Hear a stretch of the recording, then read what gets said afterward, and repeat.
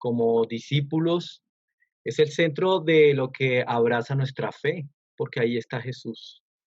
Entonces hemos estado conversando con Ezequiel la necesidad de colocar los principios acerca del propósito eterno y su evangelio para nosotros. La última vez, hace un mes, estuvimos hablando acerca de el panorama del propósito eterno de Dios, de una familia de muchos hijos parecidos a Jesús, y veíamos que esta era una relación de unidad, de multiplicación y de calidad.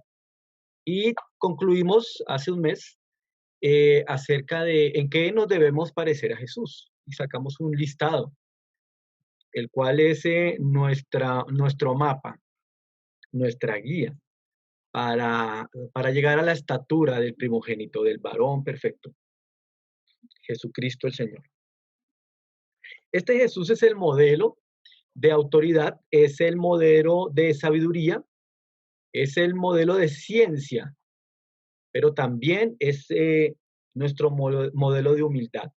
Él fundó la iglesia, su iglesia, y estableció unos principios de funcionamiento para la iglesia, que es su cuerpo. Entonces, titulé esta enseñanza La misión de la iglesia. La misión de la iglesia porque tiene un fin. Si este fin la iglesia no lo desarrolla, pues no se desarrolla el propósito eterno. En nosotros, porque Dios es soberano. Él quiere que ustedes y yo estemos involucrados juntamente con Él en esta obra mundial de hacer discípulos para su gloria. La razón de ser de la iglesia, el fundamento, la justificación es esta. Entonces, vamos a mirar algunos aspectos aquí por PowerPoint. Solamente unos puntos de reflexión para que ustedes lo puedan tener en cuenta. Son principios que ya hemos estudiado. Entonces, primero quiero leer una descripción del Hacedor del Universo, de quién es él.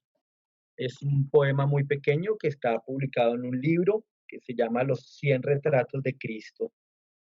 Dice, el Hacedor del Universo. Sus dedos santos formaron la rama que tuvo la espina que coronó su frente. Los clavos que perforaron Los, los clavos que perforaron sus manos fueron excavados de lugares secretos que él diseñó. Él hizo los bosques de donde brotó el árbol del cual su cuerpo santo colgó. Él murió en una cruz de madera, pero él hizo la colina en la cual estuvo clavada la cruz. El sol que ocultó de él su cara, por su decreto fue puesto en el universo. El cielo que se oscureció sobre su cabeza, por sobre la tierra, él lo extendió. La lanza que hizo que saliera sangre preciosa fue templada en el fuego que creó Dios. La tumba en la cual su forma fue puesta fue cavada en roca que su mano había hecho. Este es el Señor del universo y es el modelo para nosotros.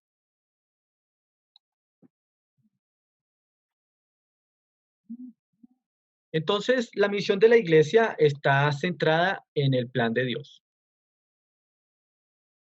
El servicio de la iglesia es la estrategia fundamental para cumplir el propósito eterno de Dios.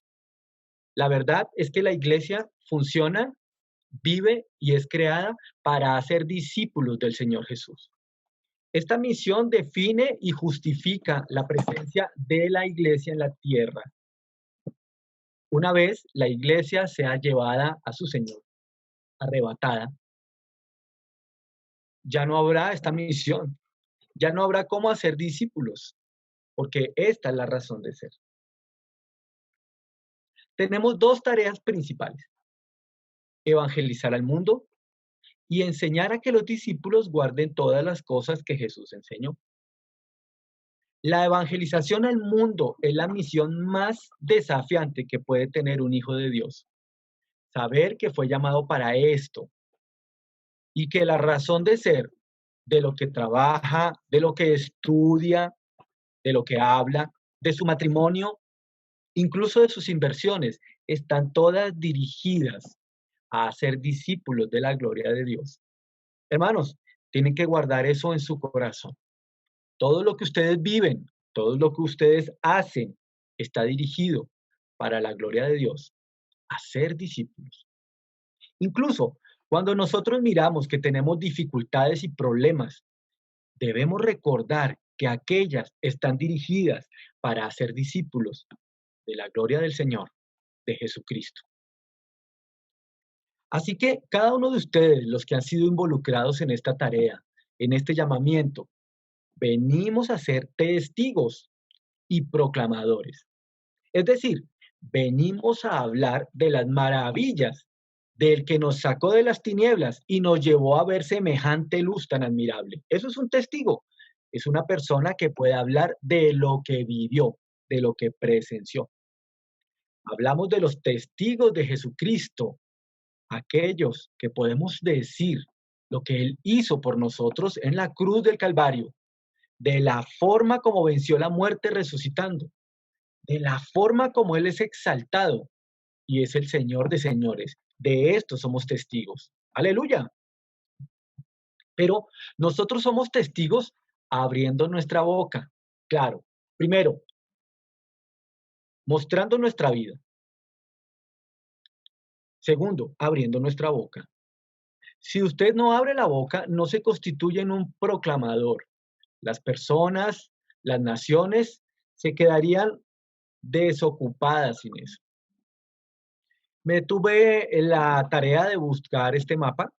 Es del 2018, no encontré la última actualización, acerca de las poblaciones por cada uno de los países. La verdad quedé aturdido a ver el crecimiento de la población mundial, de ver cómo una gran cantidad de la población, de los 7.000 millones de personas que estamos actualmente, y aproximadamente de los 100.000 millones de habitantes que han estado sobre la Tierra desde su creación, todos fueron llamados a conocer quién es Dios. Y quedo aturdido al ver que no tengo la vida ni las fuerzas para poder alcanzar esto. Sin duda, es una obra de Dios. Él es el único que puede alcanzar a todos estos millones. Pero yo soy llamado para colaborar con este plan. Aquí tenemos a nuestra amada Colombia, que es un poco más fácil de observar frente al mapa mundial. Y es más, tenemos regiones más pequeñas en donde nosotros podemos estar viviendo, localidades, vecindarios y nuestra casa. Así que, tal como el Señor creó una célula con todos los organelos y estructuras para funcionar, al unirse estas células constituyen un tejido que tiene un funcionamiento y se relaciona, produciendo órganos. Y estos órganos, cuando se relacionan, producen un sistema. Y este sistema, cuando está funcionando, produce el cuerpo humano. Así que usted es la célula de la cual el Señor quiere empezar a brotar de su interior para que pueda usted influenciar a otras células y formar un tejido, un aparato, un órgano, un aparato, un sistema, un cuerpo, el cuerpo de Cristo. Así que la misión empieza con usted y con los suyos, con los que le rodean. A esto nos llamó el Señor.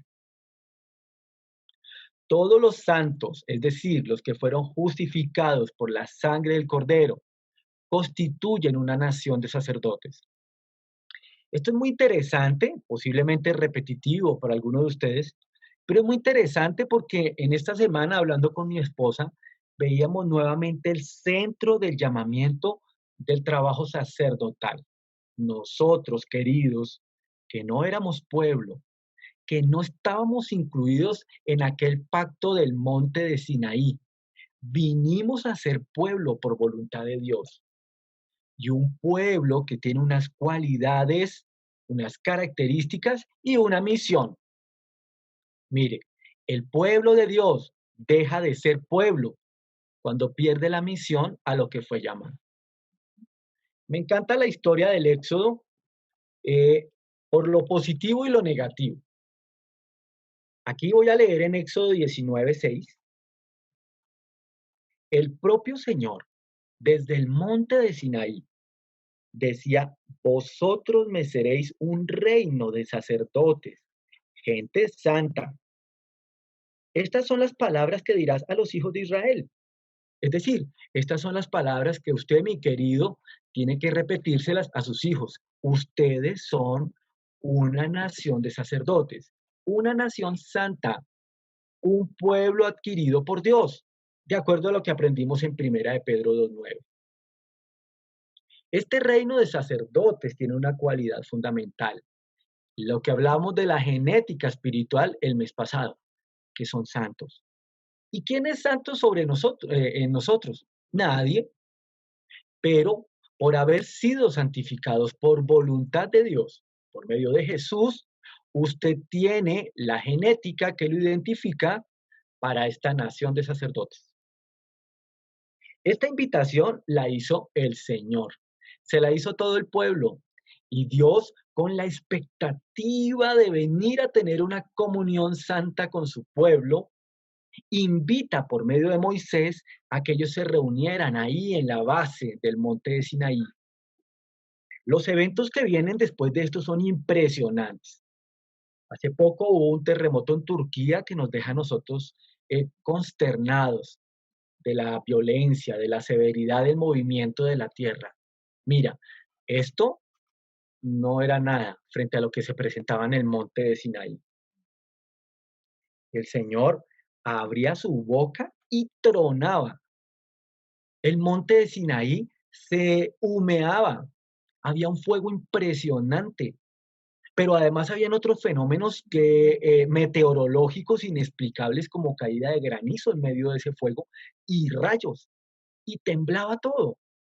La verdad es que posiblemente muchos de nosotros podríamos haber salido corriendo, pero Dios ya les había dicho que era Él, que estuvieran ahí, que les iba a hablar. Les dio principios de vida, les dio mandamientos para que fueran perfeccionados y santificados. Y todo esto en una cantidad de fenómenos impresionantes.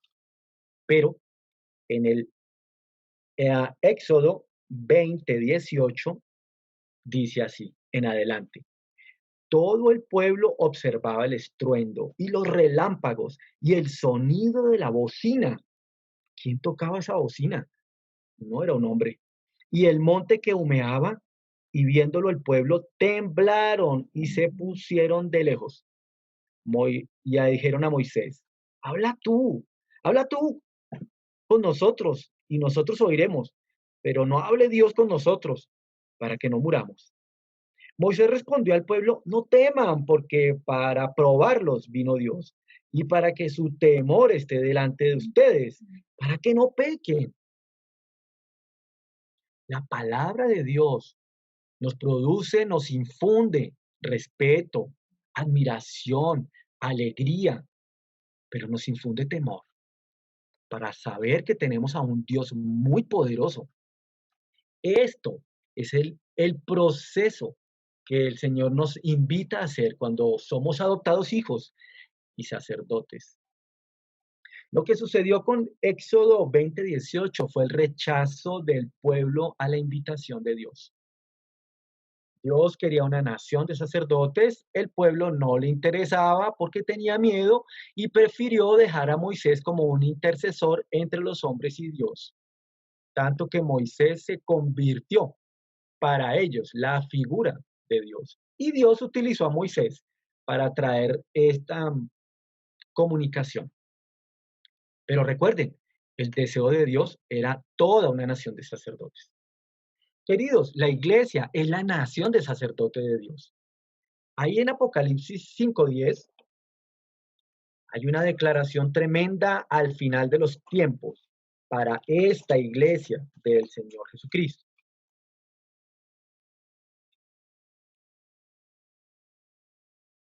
Y nos has hecho para nuestro Dios reyes y sacerdotes, y reinaremos sobre la tierra. Y miré y oí la voz de muchos ángeles alrededor del trono y de los seres vivientes, de los ancianos y su número era millones de millones, que decían a gran voz, el Cordero que fue inmolado es digno de tomar el poder, la riqueza, la sabiduría, la fortaleza, la honra, la gloria y la alabanza. Entonces, aquí estamos mirando el mismo corazón del Padre, allá en el monte de Sinaí, trayendo a su pueblo a una relación de santidad. Y en Apocalipsis encontramos una reunión de millones en otro espacio, en el espacio eterno, en el reino de Dios, declarando lo mismo, una nación de sacerdotes.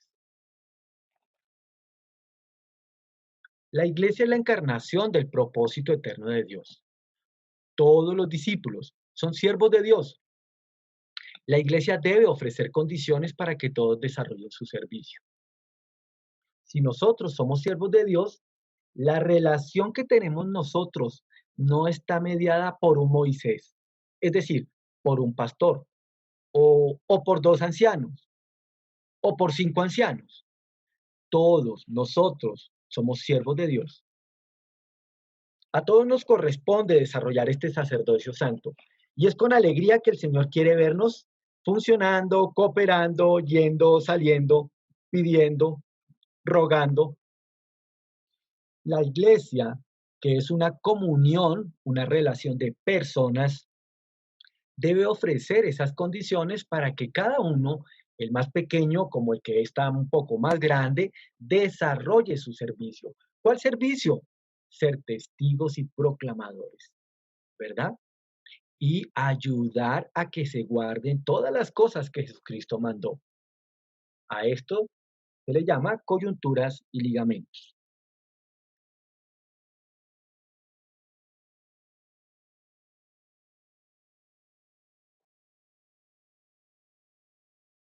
La misión de la iglesia entonces empieza por núcleos pequeños, núcleos sencillos, en donde nuestras relaciones al comer, al sentarnos a charlar, en una visita con un café, nosotros tenemos la palabra de Dios. Muchas veces nos encontramos con personas que no conocen de Jesús y que solamente al tener una charla tranquila, con la sabiduría de Dios, podemos llegar a impactar este corazón. Algunas de otras son planeadas. Estas reuniones requieren mucha oración para que nosotros hablemos lo que el Señor dice.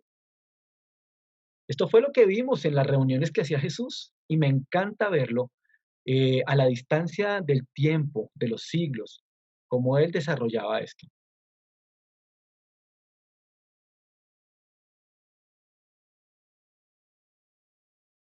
El crecimiento de cada uno de los santos es responsabilidad de todo el cuerpo de Cristo. La multiplicación de la vida de Jesús es una tarea común. Todos tienen la gracia, todos tienen la unción. Ustedes son ungidos de Dios. Ustedes han recibido la gracia de Jesús. Por eso son nación de sacerdotes. De manera que todos los santos, los redimidos, deben participar en este ministerio, siendo instruidos correctamente y ejercitados. Es tremenda la forma como nuestro Señor Jesucristo instruyó, ejercitó, ejercitó, instruyó todo el tiempo. Decimos que Jesús no era un hombre de énfasis, porque él hablaba todos los principios todo el tiempo.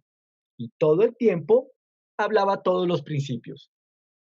Nosotros no tenemos énfasis en predicación, no tenemos un énfasis en dones, no tenemos un énfasis en familia. Nosotros hablamos de todos los principios todo el tiempo. Si me permiten, me gustaría compartir allí Colosenses 2:19.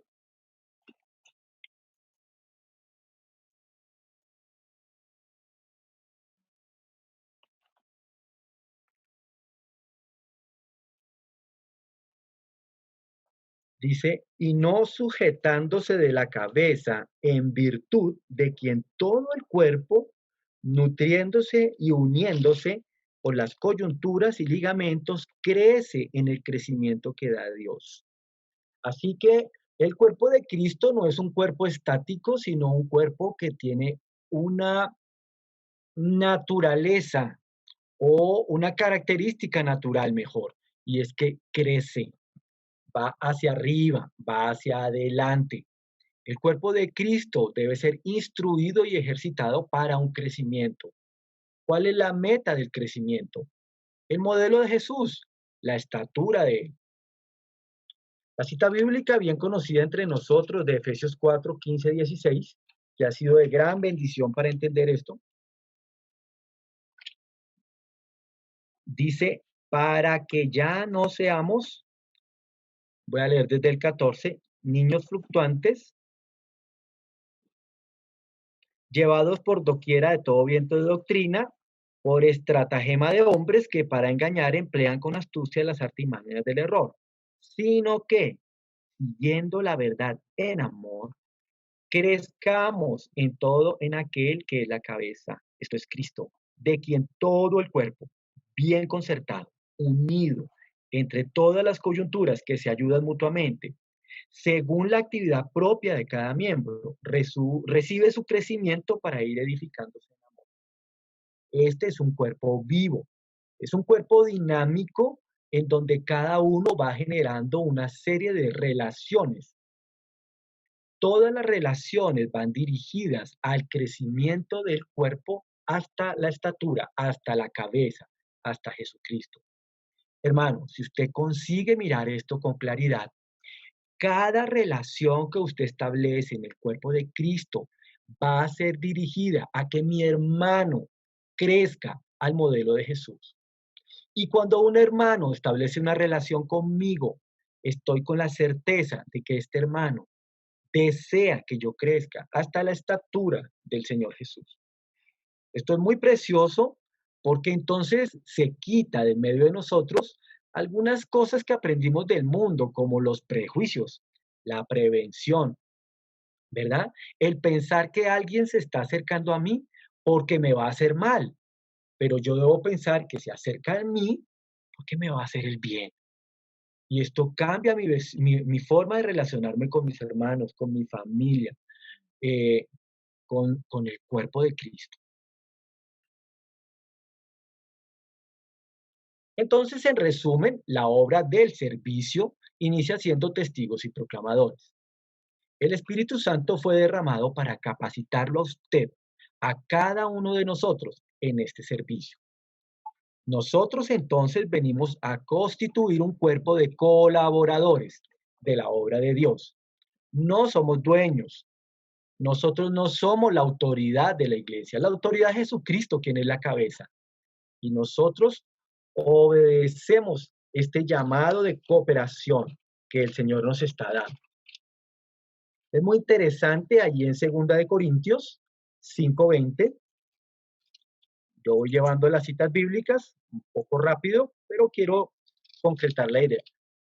2 Corintios 5:20, voy a leerla aquí de la palabra del Señor. Así que somos embajadores en nombre de Cristo, como si Dios rogase por medio de nosotros. Les rogamos en el nombre de Cristo, reconcíliese con Dios. Al que no conoció pecado, por nosotros lo hizo pecado, para que nosotros fuésemos hechos justicia de Dios en él.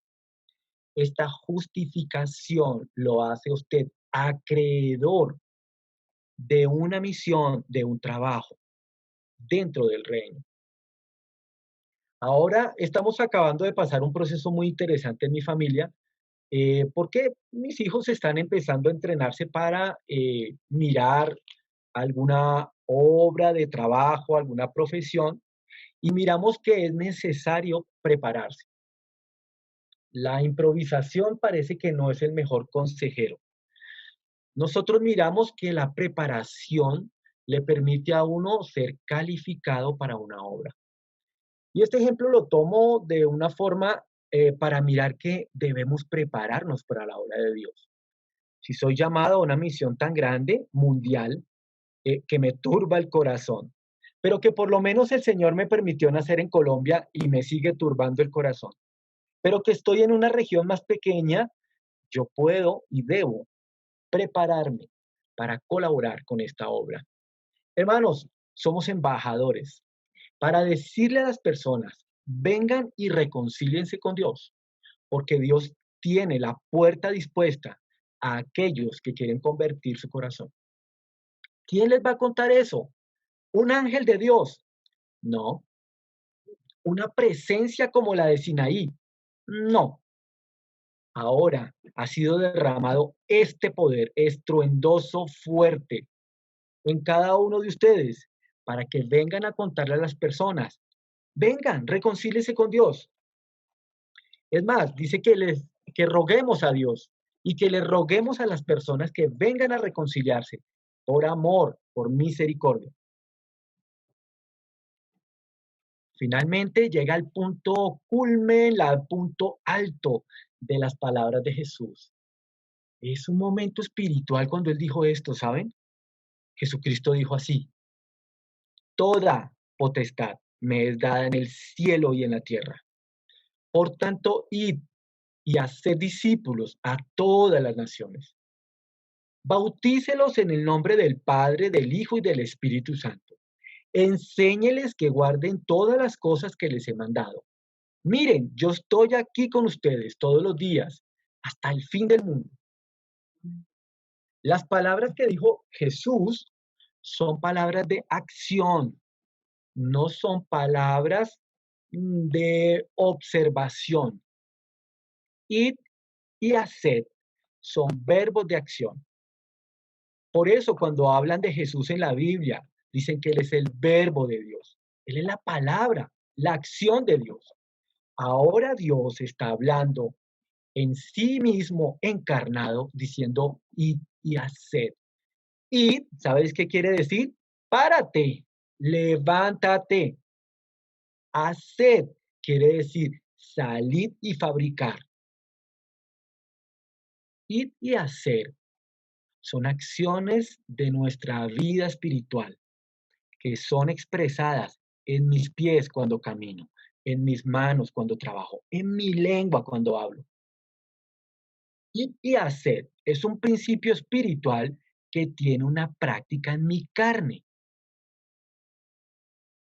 Ahora, lo que vivo en mi carne, lo vivo para la gloria de Dios.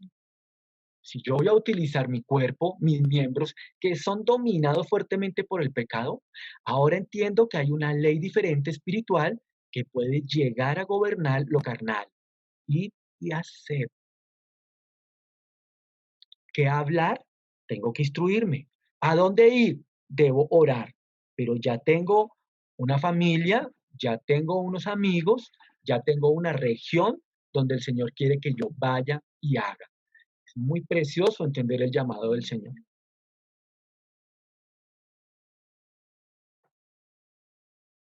Muy bien, hermanos. Nuestra tarea no es convertir a alguien, pero sí cooperar con la acción del Espíritu Santo, con los ungidos de Dios, que somos todos los redimidos.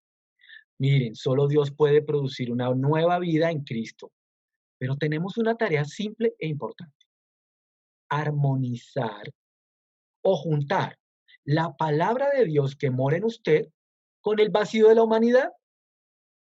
¿Y en dónde está el vacío de la humanidad? En todo lado, querido.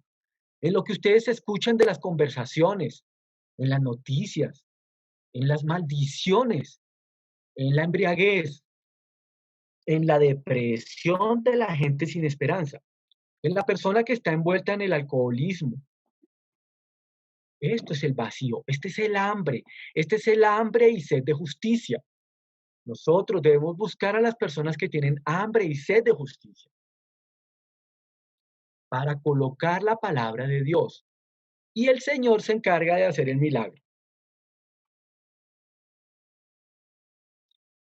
De manera que el discípulo tiene un intenso deseo de ganar el mayor número de vidas para Dios. Este deseo lo encuentra uno en Pablo, en donde dice: y Dios me permitió alcanzar algunos para salvación. Lo que no sabía Pablo es que esos algunos éramos nosotros. Es impresionante la obra transversal que Pablo no pudo ver, pero que en su momento hizo una influencia muy importante. Nosotros no tenemos una pretensión de ganar millones para el Señor, pero lo que sí sabemos es que todo el engranaje del reino de los cielos está interesado, cuando usted está dispuesto a ganar a una vida perdida, vacía, cerca del suicidio, cerca del aborto, cerca del asesinato, para el Señor. Pero no tenemos que ser tan extremistas. Aquella persona que está en su casa viviendo una vida natural y normal, esta persona también es vacía de Dios. Así que ponga en su corazón y propóngalo el ganar el mayor número de vidas para Dios. Uno, hay fiesta en los cielos.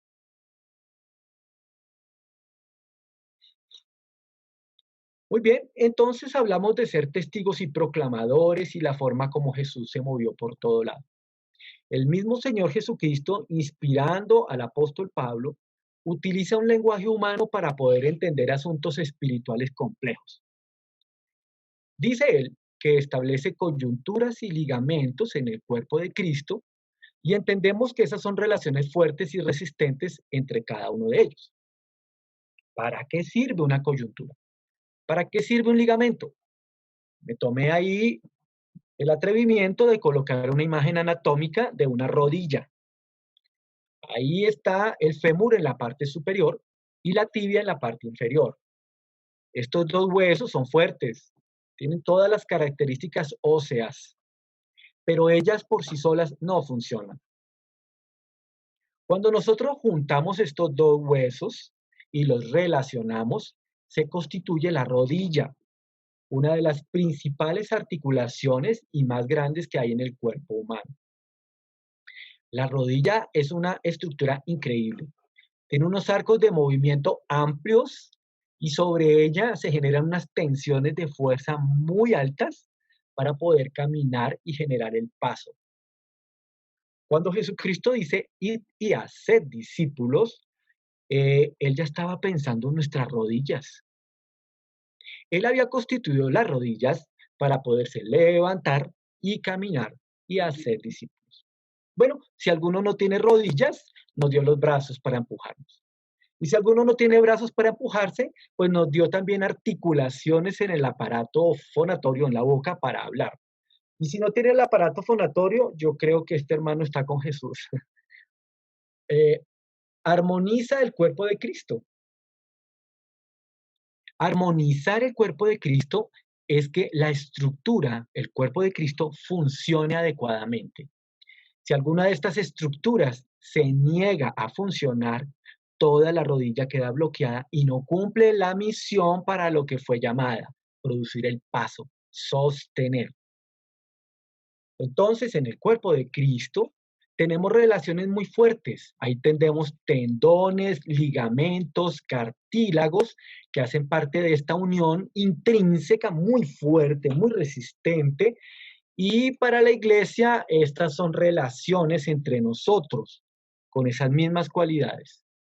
Ahí podemos mirar el funcionamiento perfecto de nuestro aparato locomotor y no sería así sin que hubiese coyunturas y ligamentos bien adaptadas. Ahí está nuestro cuerpo de Cristo, coyunturas, ligamentos fuertes, resistentes, unos ayudando a otros, unos más pequeños, otros más grandes, algunos están en el centro, otros están un poco más hacia afuera, ninguno se pone triste por no ser más grande, ninguno se pone más triste por estar más afuerita, pero todos están envolviendo un núcleo que permite que funcione, que se levante, que dé el paso, que sostenga. El Señor Jesús estableció esta relación así. Llamó a 12. ¿Para qué? Para que estuvieran con Él y para enviarlos a predicar. Entonces, nosotros miramos que estas coyunturas y ligamentos son relaciones para estar unos con otros y para también acompañarlos en la misión de ir y hacer. Los discípulos recibieron, vieron, practicaron y también preguntaron. Ellos tuvieron un relacionamiento con el Señor. Ahí en Primera de Juan 1:1 vemos cómo ellos pudieron dar testimonio de esto que vieron y recibieron.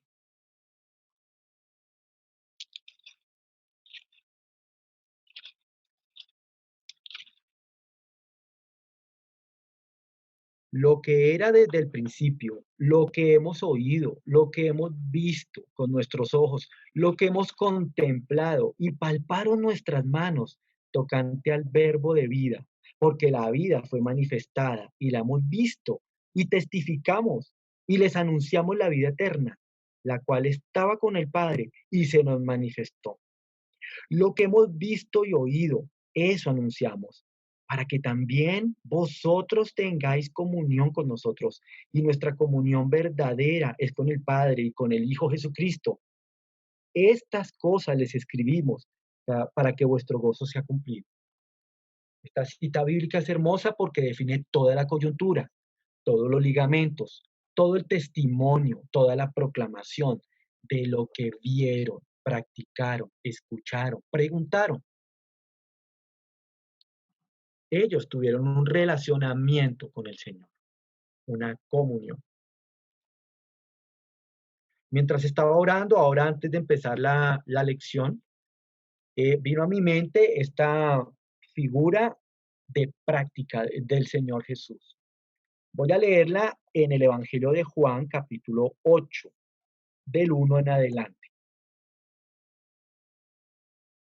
Y Jesús se fue al monte de los olivos, y por la mañana volvió al templo, y todo el pueblo vino a él, y sentado él les enseñaba.